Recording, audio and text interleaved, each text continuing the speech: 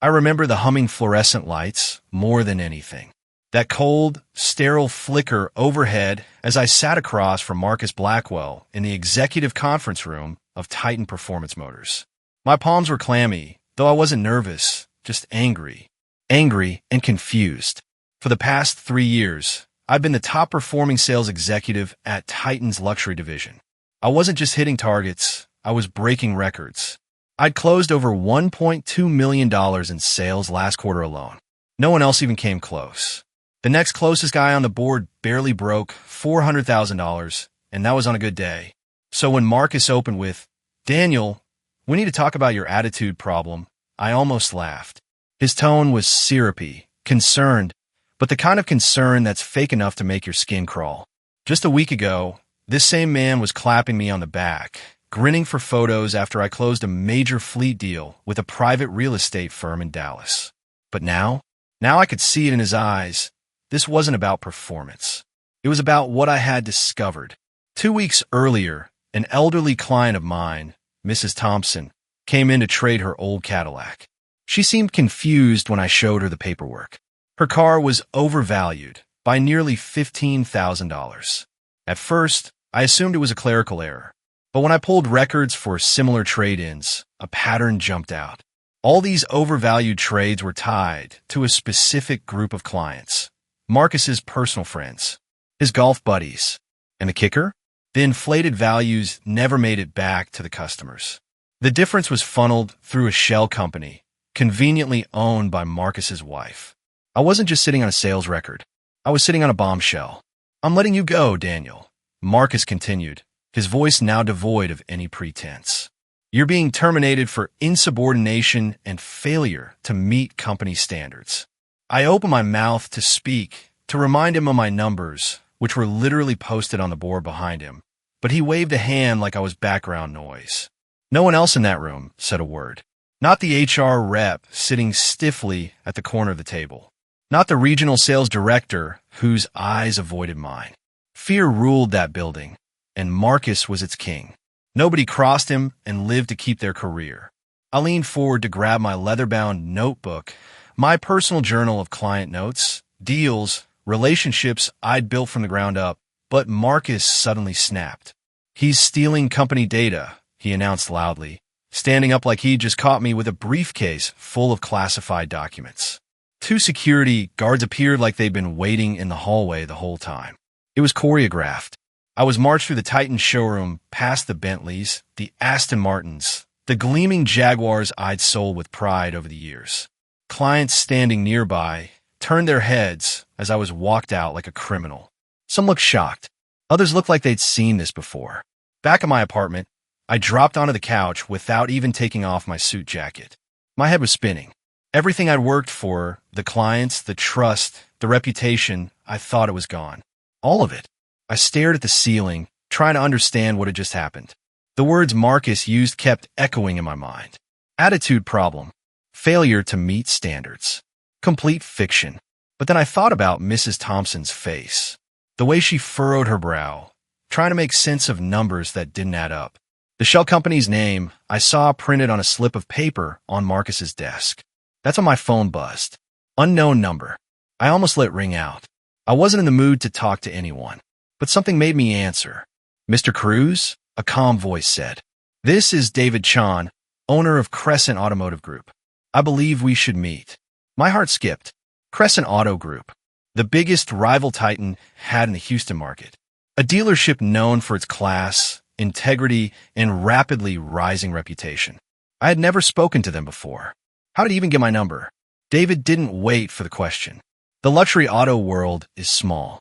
Word gets around quickly, especially when a top producer gets fired under mysterious circumstances.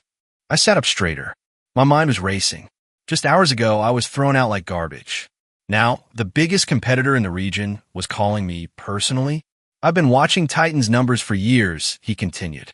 "Someone's been consistently outperforming the market, but Marcus always claimed it was his doing. I had a feeling that wasn't the full story." He paused. "I'm flying into Houston tomorrow. I'd like to have dinner." I didn't know what to say, but one thing was crystal clear. This wasn't the end of my career. It was the beginning of something much bigger. The next evening, I found myself standing outside Le Mistral, one of the most exclusive restaurants in Houston. The kind of place where the valet memorizes names before you even step out of the car, and the wine list requires its own zip code. I hadn't even changed much, still wearing the same navy sport coat from the day before, now freshly pressed, as if somehow that would wipe the sting of what happened at Titan. I wasn't sure if this was a job interview or a rescue mission. Either way, I had nothing to lose. David Chan greeted me at a private table tucked into a quiet corner of the dining room. Early 40s, sharp but relaxed, the kind of confidence that doesn't need to be loud. He stood and offered a firm handshake, eyes steady, appraising, not in a judgmental way, but like a man who saw potential and wanted to know if it could be trusted. "Daniel," he said with a nod, "thank you for coming on short notice.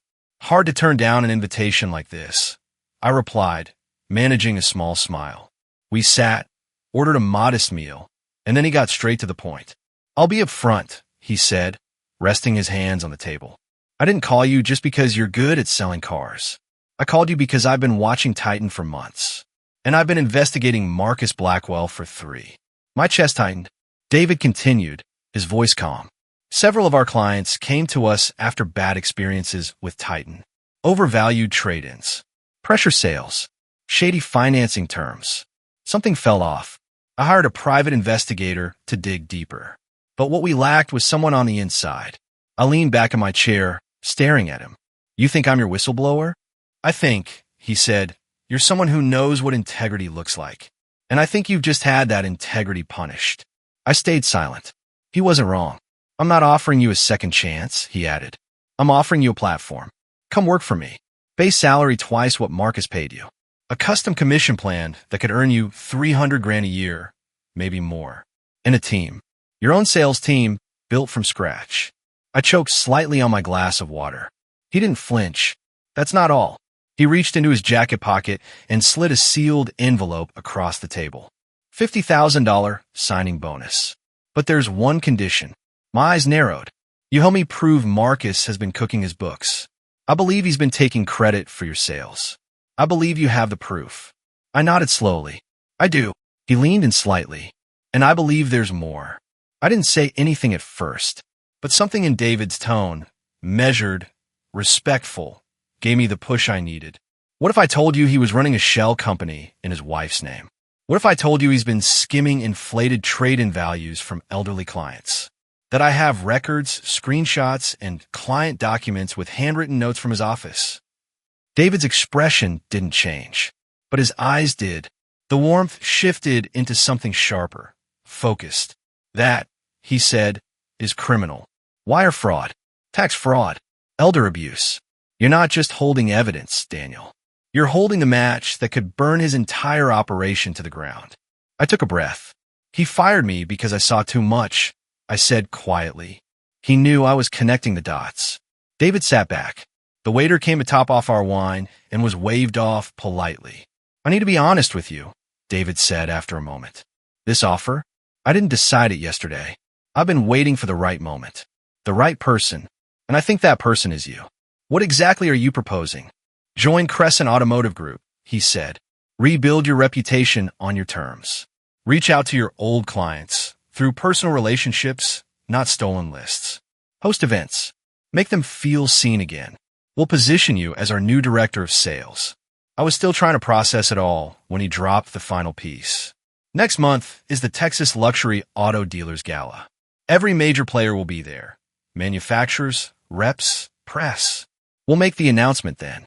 And if Marcus tries to claim credit in public, you'll have your records ready. Commission slips, client statements, everything." My stomach turned slightly. The idea of facing Marcus publicly was terrifying, but also thrilling. "And when he takes the bait," David said with a grin, "we go to the licensing board.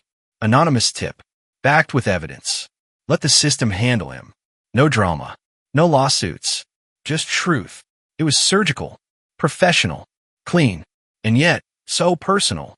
I stared at the man across from me and realized he wasn't just building a case. He was building something better, something worth being part of. Finally, I nodded. "All right, I'm in." David smiled. And just like that, my story shifted. Not from fire to hired, from survivor to architect of something bigger. Monday morning came faster than I expected. No dramatic montage, no cinematic music, just me, walking into the Crescent Automotive Group showroom at 8:42 a.m. with a paper cup of coffee and a folder full of everything I'd ever documented at Titan. My tie was tight, my shoes polished, but beneath the surface was something deeper than confidence. It was purpose. Crescent was everything Titan pretended to be. Sleek lines, modern showroom, clean glass offices that actually invited transparency, not just the illusion of it. And the people? They smiled when they saw me. Not out of fear, not because they had to, just genuine warmth. It was a strange feeling after 3 years of navigating Marcus's empire of manipulation. I was introduced as the new director of sales in a short morning huddle. No long speeches, no phony cheerleading. Just a firm handshake from David, a nod from the team, and a mutual understanding. We're here to do good work, and do it right. By 10 a.m., I had already begun reaching out to my former clients. Not using stolen CRM data or shady backdoors, just my personal phone, my email, my memory. These were relationships I'd built the hard way. Weekend test drives, 7 p.m. phone calls, handwritten thank you notes. And now I was asking them to trust me again, not because of a dealership logo, but because of who I was. The first person I called was Mrs. J. Patterson. She bought 3 Bentleys through me over the years. When she picked up the phone, I barely got through, "Hi, Mrs. Patterson, it's Daniel Cruz," before she gasped. "Daniel, I've been calling Titan for weeks asking for you. They told me you'd retired, but you're too young for that." I let out a half laugh. Apparently, so did they. Next was Mr. Rodriguez, the classic car aficionado who owned a Rolls-Royce Phantom and a garage that looked more like an art gallery. His response was even more pointed. "That place has gone downhill since you left." The new guy they assigned me couldn't tell a ghost from a wraith. By the end of the second week, I'd personally invited 47 former clients to Crescent's upcoming VIP appreciation event. It wasn't a sales pitch. No flashy brochures or act now pricing gimmicks. Just wine, light jazz, and a quiet evening to reconnect with the people who once trusted me with 6-figure decisions. That Friday night, 31 of them showed up. In luxury auto sales, 31 people in one room is like a gold rush. But this wasn't just about headcount. It was about who showed up. CEOs, real estate investors, oil executives. High net worth clients whose word of mouth was more powerful than any ad campaign. And they weren't just curious, they were loyal. They didn't care where I worked. They cared how I treated them. By week 6, I had already closed $800,000 in sales. Not through pressure, not through tricks, just the same formula I'd always believed in. Relationship over transaction, value over volume. These weren't just clients. They were allies now. They remember the time I told them to wait a month because a better deal was coming. The time I matched them with the right car, not the one that paid me the most commission. And it showed. Meanwhile, word was spreading. Not officially, not publicly, but quietly. Marcus was panicking. I knew because my phone lit up with messages from 3 former colleagues still trapped inside Titan's broken machine. They told me Marcus had been calling my former clients directly, offering inflated trade-ins, rushed closing bonuses, anything to win them back. "He's losing it," one text read. "You've got him sweating bullets." But he didn't get it. You can't unburn a bridge built on lies. You can't patch over 3 years of loyalty with a one-time offer. And most of all, you can't steal credit for relationships you never built. One of my clients forwarded me an email Marcus had sent, a desperate offer to buy back a car at a price so inflated it was borderline illegal. Another shared how she was pushed to sign a contract within 24 hours or lose the deal forever. Classic Marcus. Pressure tactics. Empty urgency. The same moves that used to work when no one was watching. But now, someone was watching. David's private investigator had been quietly building a file, documenting every shady offer, every inflated figure, every forged urgency email. Every single step Marcus took in desperation was another line of evidence against him. "He's digging his own grave," David said when I updated him one evening. Desperate men make careless mistakes. And he's handing us everything. I believed him. Because this time, the numbers didn't lie. Neither did the people. The loyalty I thought I'd lost had only gone dormant. All it needed was the right place to grow again. And Crescent Automotive? It wasn't just fertile ground. It was home. The Texas Luxury Auto Dealers Gala was always a big deal in our world, but this year felt like the Super Bowl. Every major dealer, automaker executive, and industry journalist would be there. I'd attended the last three as Titan's star performer, though Marcus always made sure I stood in the background while he accepted the accolades. He'd deliver the speeches, flash the smiles, and shake the hands, while I quietly stood with my name missing from the slideshow. But this year, I wasn't just attending. I was the headline. David had arranged everything down to the second. I'd sit at Crescent's head table, front and center. After the industry performance numbers were revealed, he would officially announce me as the new director of sales, highlighting my back-to-back million-dollar quarters and record-breaking client retention. Be ready, he told me the night before. Marcus won't be able to keep his mouth shut. I had spent hours organizing my folder. Commission statements, client emails, testimonial letters, even handwritten notes from longtime buyers. All documented, dated, and legally mine. This wasn't revenge. This was truth, bulletproof, and neatly filed by quarter. The event was held at the Ritz-Carlton in downtown Houston. I wore a navy-tailored suit. Not too flashy, just confident. My name badge read, Daniel Cruz, Crescent Automotive Group. I still remember the moment I clipped it on. It felt like closure. The ballroom glittered with chandeliers and soft music. Everyone in the Texas auto industry was there. The energy was thick with old-school politics and whispered deals. I recognized some familiar faces from Titan, including Marcus, sitting at a table across the room. He hadn't seen me yet, not until David took the stage. After opening remarks and a few ceremonial awards, he addressed the crowd. This past year, Crescent Automotive Group has seen 40% growth, our biggest leap ever. But numbers only tell part of the story. He paused. The rest of the story is standing right here. David motioned me up as he continued. I'm proud to welcome Daniel Cruz as our new director of sales. Daniel consistently exceeded $1 million in quarterly sales for 3 consecutive years. He didn't just build revenue, he built trust. And today, he's helping us redefine excellence in this industry. The applause was thunderous. Except at one table. As I stood beside David, facing the crowd, I saw Marcus rise from his seat. Red-faced, jaw clenched, exactly as predicted. That's my dealership's success he's claiming, he bellowed across the room. Those were my clients. My numbers. He's lying. The room fell dead silent. Hundreds of heads turned from Marcus to me. I didn't flinch. I stepped forward to the microphone, voice steady. Mr. Blackwell, I said, calmly, I'd be happy to discuss our respective contributions to those numbers. Shall we compare commission statements? A collective gasp rippled through the room. In auto sales, commission statements are sacred. They're time-stamped truth. No spin, no fluff. Just raw performance. Marcus froze. I have mine right here. I continued, pulling the folder from my briefcase.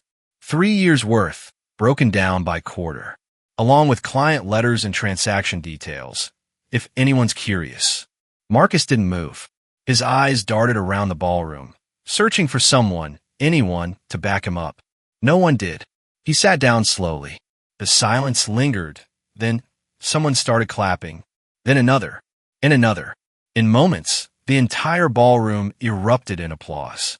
For me, I didn't smile. I didn't gloat. I simply nodded, because the truth didn't need fanfare. It stood tall on its own. That night, Crescent's table was swarmed. Executives, clients, even journalists came over to shake my hand and congratulate me. David leaned over at one point and whispered, "This was bigger than you think. We just sent a message to the whole industry."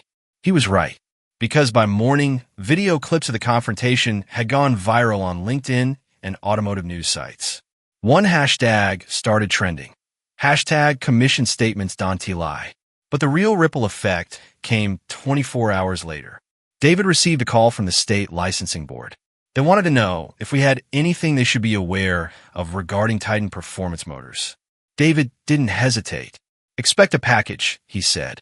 Anonymous, but thorough. And it was. Inside, every document, every quote, every inflated trade-in deal I'd quietly gathered over the past 2 months, tied back to Marcus's shell company.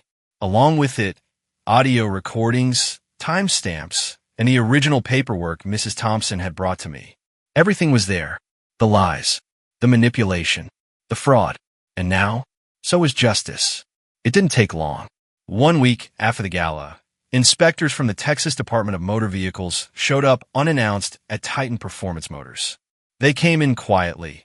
No news cameras, no flashing badges, but the tension spread like a virus through the building. Marcus wasn't ready. He thought he had time, that his reputation would buy him silence.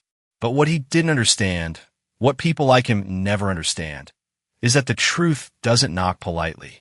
It kicks the door in. The investigation began with paperwork, trade-in values, loan applications, tax filings. But it didn't stop there.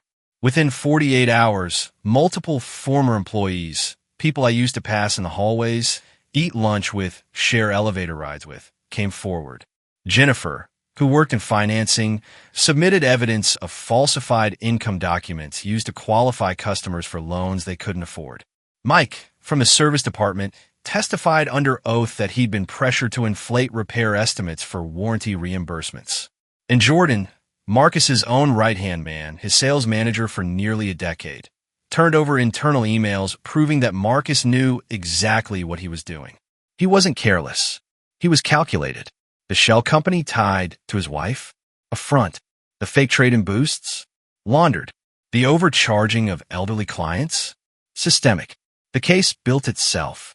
Meanwhile, across the city at Crescent Automotive Group, we were growing faster than any of us had planned. David called it controlled chaos. I called it poetic justice. By the end of our second month together, my team had closed over $2.3 million in legitimate luxury sales. No pressure tactics, no games, just good people doing honest business. More than half those sales came from former Titan clients. But the part that really struck me? 3 of my old colleagues, good, honest professionals who'd been trapped for too long, reached out asking if Crescent was hiring. They weren't looking for revenge. They were looking for freedom. David didn't hesitate. If they're anything like you, bring them in. And so I did. Within a few weeks, 4 former Titan employees joined Crescent. They walked in with nervous eyes and guarded hearts. But soon they were thriving. We weren't just building a sales team. We were building a new kind of dealership culture. A place where integrity was an asset, not a liability. And Marcus? He was unraveling.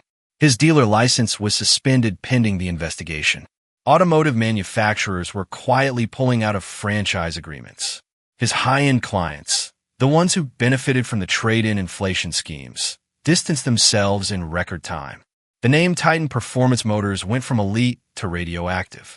6 months after the gala, Marcus Blackwell was indicted on federal charges: wire fraud, tax evasion, elder abuse, conspiracy. He fought it, of course, hired the best lawyers in Houston. But the paper trail was airtight. And when the recordings came out, him joking about milking the gray-haired crowd at a dinner party, it was over. The court sentenced him to 4 years in federal prison and ordered him to pay $400,000 in restitution to defrauded clients. Titan Motors filed for bankruptcy 2 months later. The building now houses a smaller, family-run dealership that actually values transparency. A sign went up where Titan's logo used to hang. New name, new mission, honest sales. And me? I bought a brand new BMW M8 competition, paid in full from commissions I earned the right way. But the real victory wasn't the car. It was the message that came through LinkedIn from the woman who unknowingly started it all. Mrs. Thompson. She wrote, "Dear Daniel, I saw the news. Thank you for being honest about my trade-in. My granddaughter helped me send this message. You saved me from being taken advantage of. I'll never forget that." I printed that message and framed it in my office. Because that was the moment I knew. This journey wasn't just about taking Marcus down. It was about lifting something greater up. Success has a way of drawing attention. Sometimes it's loud, sometimes it's subtle, But when it's built on truth, it travels far. 3 days after Marcus was sentenced, I received a call from the Texas Association of Automotive Leaders. They wanted to feature me in their next issue. The article, Integrity in Motion, How Daniel Cruz Redefined Success in Auto Sales. I wasn't used to that kind of spotlight. For most of my career, I'd been the guy behind the numbers, working weekends, skipping vacations, building trust one handshake at a time. But now, people were starting to see what that quiet work really meant. The article went viral in the industry. Messages started pouring in, not just from executives and sales managers, but from young professionals, interns, even students. One message read, "I was thinking of leaving the auto industry. I didn't think honest people could win here. Your story changed my mind." Another, "My former boss took credit for my last 2 deals. After reading what you did, I finally spoke up. Thank you." Each message hit differently, but they all had one thing in common. People weren't inspired by the drama or the downfall. They were inspired by the proof that doing the right thing can work, that integrity is a business model. That month, David and I launched a new internal program at Crescent, Lift the Next. It wasn't just about recruiting talent. It was about mentoring it, coaching it, equipping our staff, not just to sell, but to lead, to stand tall in an industry that too often rewards shortcuts. We paired senior team members with new hires. We reviewed ethical case studies. We practiced transparency drills. And in every sales meeting, I told them the same thing. You don't have to trick someone to sell them a car. Treat them like a person, not a target, and the sale takes care of itself. One afternoon, Jennifer, the same finance manager who helped expose Marcus, stood up during a team meeting. Her voice shook a little at first, but her words were steady. 5 years ago, I thought keeping quiet meant keeping my job. I thought integrity was a liability. Daniel showed me it's the only thing worth fighting for. I'm proud to be here, proud to be seen, and proud to be doing this the right way. The room erupted in applause, but it wasn't the kind of applause you get for hitting a number. It was the kind you get when people feel safe, when people feel seen. Meanwhile, Crescent Automotive Group was thriving. Our customer satisfaction ratings were the highest in the state. Our employee turnover was the lowest in the industry. And word had gotten out. This was a place to work if you were tired of the old school, cutthroat dealership games. We didn't just grow. We transformed. Even manufacturers took notice. Mercedes, Porsche, and Aston Martin invited us to exclusive partnership panels. For once, we weren't just part of the industry. We were helping shape it. And then came a message I didn't expect. It was from Harvard Business School. They were hosting their annual conference on business ethics and leadership, and they wanted me to speak.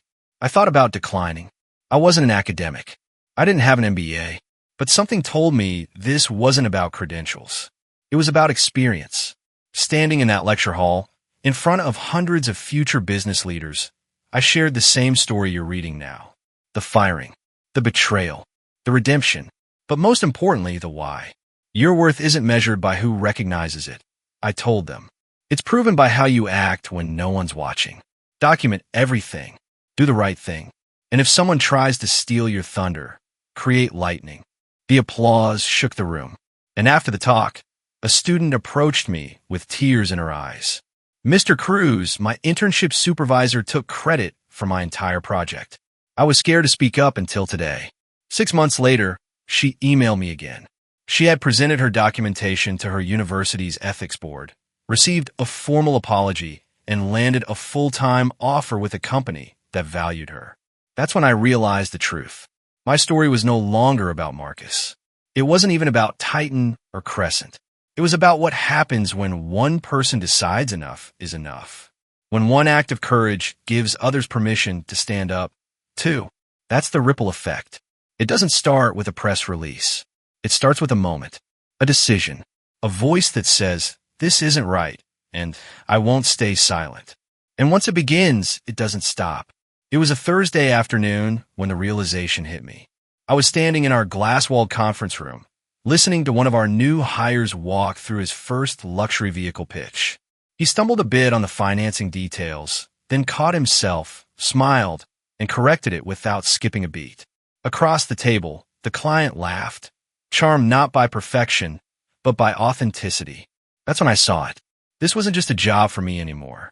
This was a legacy, the kind that isn't carved into plaques or displayed in marble lobbies. It lives in people. It shows up in the way they talk, the way they serve, the way they treat others, even when no one's watching. That's what I've been building, without even realizing it. David and I had long since stopped measuring Crescent's success solely in sales numbers. Of course, the numbers were strong. We were headed toward a $50 million year, and our net promoter score was the highest of any dealership in Texas. But what mattered more were the stories behind those numbers. Like Anthony, the young man who started as a lot porter, wiping down cars after test drives. He showed up early, stayed late, and quietly studied every conversation I had with clients. One day, I asked him what his goals were. He looked me straight in the eye and said, "I want to do what you do, but I want to do it my way, with honesty, with patience, like you do." Now, he was leading his own team just 6 months into a fast-track sales program we created, or Jasmine, who came to us from a competitor where she was constantly overlooked. She had the talent, the drive, and the ethics, just not the environment. At Crescent, she bloomed. She was now one of our top closers, and more importantly, our go-to mentor for every new female hire who walked through our doors. I didn't need a corner office or a title to feel proud. I just needed to watch people grow. One evening, during our quarterly celebration dinner, Jennifer, the same finance manager who once risked her entire career to expose Marcus's fraud, stood up with a glass in her hand. Her voice was calm, confident. For a long time, I believed being quiet was how you kept your job. That if you just did the work and kept your head down, things would work out. But that's not true. Integrity doesn't thrive in silence. It thrives in leadership. And Daniel, you gave me permission to lead. The room went quiet. And then the applause started, not just for her or for me, but for what we'd all helped create together. That night, I stayed late at the office. Not out of obligation, but reflection. I looked around at the empty desks, the photos of our team outings, the client thank you cards pinned on the walls. I walked into my office, opened the top drawer of my desk, and pulled out the framed message I'd kept since the beginning. The one from Mrs. Thompson. "You saved me from being cheated, and I'll never forget that." That's when the phone buzzed. A name I didn't recognize. Tommy Chun. I picked it up. "Hi, Mr. Cruz. My name's Tommy. I'm Mrs. Thompson's great-grandson. She still talks about you. Said you were the first salesperson who ever made her feel safe. I just accepted my first job in automotive sales, and she told me to call you." I smiled, the kind that starts slow and sinks deep. He asked if I had any advice. I thought for a moment, then said, "Be honest, be thorough, and remember, your reputation isn't what people say when you're winning. It's what they whisper when you're not in the room. Protect that. Build on it. One customer at a time." He thanked me quietly. And right there, in that still moment, I realized this is what real success feels like. Not the headlines, not the sales records, not even the awards, but knowing that a decision I made 6 years ago, to speak up, to walk out, to start again, had become the spark for something so much greater. 6 years had passed, and yet the ballroom at the Ritz-Carlton in downtown Houston looked almost exactly the same. Chandeliers sparkling like polished ambition, soft music humming beneath the murmur of suits and heels, every corner buzzing with politics and expensive cologne. But this time, I wasn't walking in with fear in my chest. I was walking in with purpose. The Texas Luxury Auto Dealers Gala had invited me back, not as a guest, not as a nominee, but as the keynote speaker. The irony wasn't lost on anyone. This was the same stage where Marcus Blackwell once tried to humiliate me in front of the entire industry. The same place where I stood calmly, folder in hand, and ended a career built on lies. Now, I stood here as the face of Crescent Automotive Group, a dealership that had quietly become the gold standard for luxury vehicle sales in Texas. Back then, I was fighting to be heard. Now, people leaned forward to catch every word. As I took the stage, I paused, looked across the room, and spotted familiar faces, former colleagues from Titan, now thriving at new dealerships. Competitors who had once been dismissive, now nodding respectfully. Young professionals I'd mentored, sitting tall, waiting for their chance. I gripped the microphone and smiled. 6 years ago, I stood on this stage for very different reasons. That night changed my life, not because of what was taken from me, but because of what I decided to build after. There was silence, not uncomfortable, but reverent. I used to believe success was about numbers, about titles, about hitting targets. But here's what I've learned. Success isn't about how far you climb. It's about how many people you pull up with you. I told them about Anthony, about Jasmine, about Jennifer. I spoke of a dealership where integrity wasn't a buzzword. It was the baseline, a place where clients came back, not because of gimmicks, but because of trust. Excellence, I said, isn't perfection. It's doing the right thing even when no one's watching. I told them about Tommy Chun, Mrs. Thompson's great-grandson, who just started his first job in auto sales. I told them about the message that started it all, still framed on my desk. You saved me from being cheated, and I'll never forget that. The room was still. Then came the standing ovation. 3 minutes of thunderous applause. Not for sales number, but for something rarer. A man who came back, not for revenge, but for redemption. After the speech, a line formed. Dealers, executives, new hires. One by one, they shook my hand, told me their stories, asked for advice, thanked me for giving them hope that the industry could be better. But one moment stood out. A young woman approached, nervous, maybe 25. Mr. Cruz, 2 years ago, I watched a colleague get credit for my work. I almost quit. Then I found your story. I documented everything. I stood up, and last month I got promoted. She paused, eyes watering. I just wanted to say thank you. You didn't just save your own name. You saved mine too. I didn't know what to say, so I just smiled and said, you earned it. And she had. That night, as I sat at the crescent table, I looked around at my team. The people who had stood beside me. The people I'd fought for, and who had fought for me in return. And I thought back to that humiliating walk out of Titan 6 years ago. Security guards on either side. Coworkers looking away. My career, it seemed, in ashes. What Marcus didn't realize then, and maybe still doesn't, is that he didn't fire me. He freed me. He didn't bury me. He planted me. And the roots I've grown since that day have reached farther than I ever imagined. That's the thing about truth, about integrity, about real leadership. It echoes. It expands. It invites others to rise.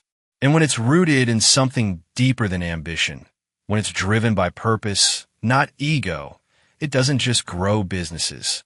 It changes lives. They say a tree is measured not by its height, but by the shade it gives. I never set out to become anyone's hero. I just wanted to do my job right, to sleep at night without questioning my ethics.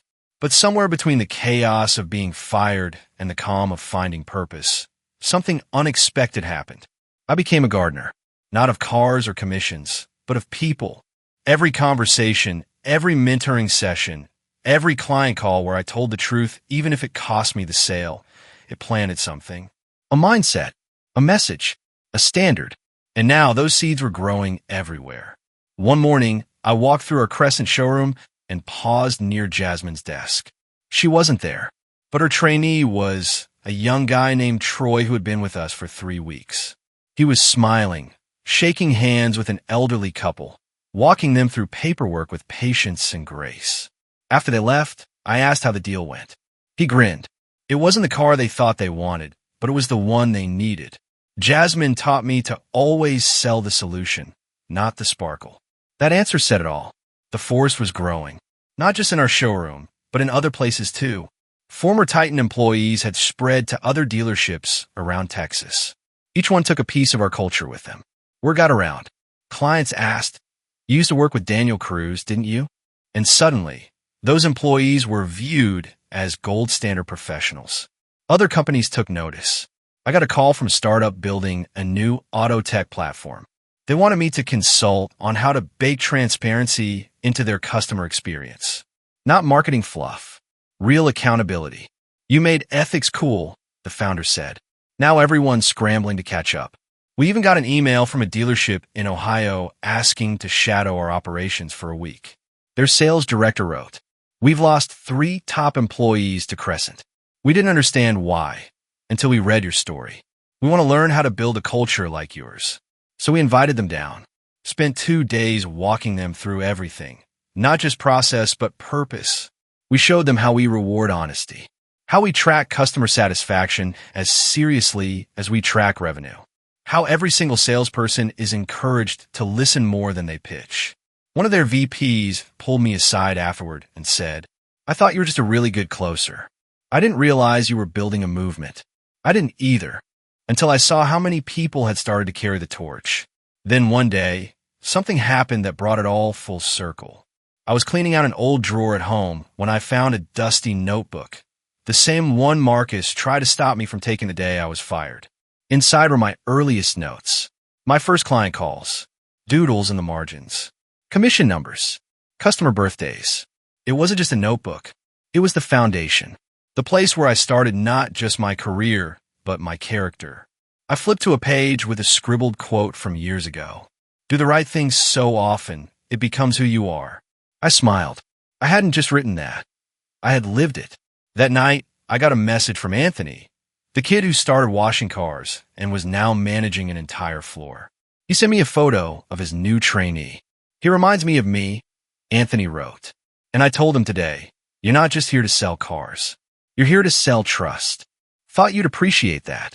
I stared at the message for a long time, because that's how I knew this wasn't just my story anymore. It belonged to all of us. Everyone who spoke up. Everyone who chose honesty over shortcuts. Everyone who turned loss into leadership. We weren't just growing careers. We were growing a forest. 5 years. That's how long it had been since I walked out of Titan Performance Motors with nothing but my dignity and a notebook. Now I was standing in front of a different kind of door. The email came on a Monday morning. No subject line, just a sender. Harvard Business School. They were inviting me back, but this time not to speak. This time, they wanted to honor me. The annual Voices of Leadership Award had always been reserved for CEOs, founders, policymakers, people whose names filled textbooks. I never saw myself as one of them. I was just a guy who got fired for telling the truth, then built a new life brick by honest brick. But apparently, that was exactly the point. You redefined what leadership in business looks like, the dean wrote. You didn't just fight corruption. You replaced it with integrity, mentorship, and measurable excellence. I was stunned. David walked into my office just as I finished reading the message. I showed him the screen. He smiled, then clapped a hand on my shoulder. "Told you, the truth always wins. Sometimes it just takes a while." 2 months later, I stood in front of an auditorium filled with some of the brightest minds in the country. Students, professors, alumni. Behind me, on a towering screen, my name appeared in clean, bold letters. Daniel Cruz, entrepreneur of integrity. I wasn't nervous. I was ready. 6 years ago, I was publicly fired by a man who said I had an attitude problem. What he didn't realize is that he was absolutely right. I did have an attitude. One that said lying to customers wasn't okay. That taking credit for someone else's work wasn't leadership. That doing the right thing was worth the risk. They tried to bury me, but I wasn't soil, I was seed. The room was still. Every eye fixed. Every notebook open. I told them everything. The night Marcus shouted across the gala. The first phone call from Mrs. Thompson's grandson. The young professionals who left toxic companies to build something better with us. Leadership, I told them, isn't about controlling people. It's about creating conditions where people don't have to compromise who they are to do great work. And the best revenge? It's not a lawsuit. It's not a headline. It's watching the people who tried to break you realize they only made you stronger. Afterward, dozens of students lined up to speak, not just to shake my hand, but to share stories of betrayal, injustice, small moments where they chose silence instead of truth and now wanted to choose differently. "I've been afraid to report something in my internship," one said quietly. "But your story gave me the courage. Thank you." It wasn't about me anymore. It was about the ripple. A week later, I received a letter from a dealership in Montana. A young manager who had trained under one of my former employees. He was building his own version of Crescent, calling it North Star Motors. Their motto? Sell with honesty. Lead with proof. He borrowed the line from my first Harvard speech. The ripple had become a wave. Back in Houston, Crescent was thriving. 47 employees, 12 from Titan, dozens from across the country who moved here just to work for a company that treated people like people. But the real victory wasn't in numbers. It came on a quiet Friday afternoon. I was locking up the showroom when I saw someone waiting by the front desk. A woman in her late 80s. Wrinkled hands. Steady eyes. Mrs. Thompson. Daniel, she smiled. I wanted to see it for myself. She looked around the building. The people. The photos of our team. The framed letter she'd written me, now mounted near the customer lounge. You did good, she said softly. Real good. She didn't stay long. But after she left, I stood there for a while, staring at that letter. And I thought about everything that had happened. Marcus, now a distant memory, last I heard, working in a used lot outside of Galveston. No empire. No gala speeches. Just silence. And me? I didn't need revenge. I had something better. Proof. Proof that character scales. That culture matters. That doing the right thing, even when it costs you everything, can lead to something even greater. The next day, I met with a group of new hires. One of them asked, Mr. Cruz, what's the most important thing you've learned in your career? I paused, looked out the window at the Crescent logo glowing above the street, then said, you'll be tempted to cut corners, to take credit, to sell faster than you serve. Don't, because in the end, no one remembers the flashy pitch or the inflated number. They remember how you made them feel. And when you lead with truth, real truth, your career won't just grow. It'll multiply. That's the legacy. Not the title, not the money, but the forest of people you help grow along the way. If this story inspired you, don't let it end here. Share it with someone who needs to be reminded that integrity still matters. Leave a comment and tell us, what would you have done in Daniel's place? And if you believe in building a better world, where truth wins, where leadership lifts others, subscribe now, because we're not done telling stories like this. You are more powerful than you think, especially when you stand for what's right.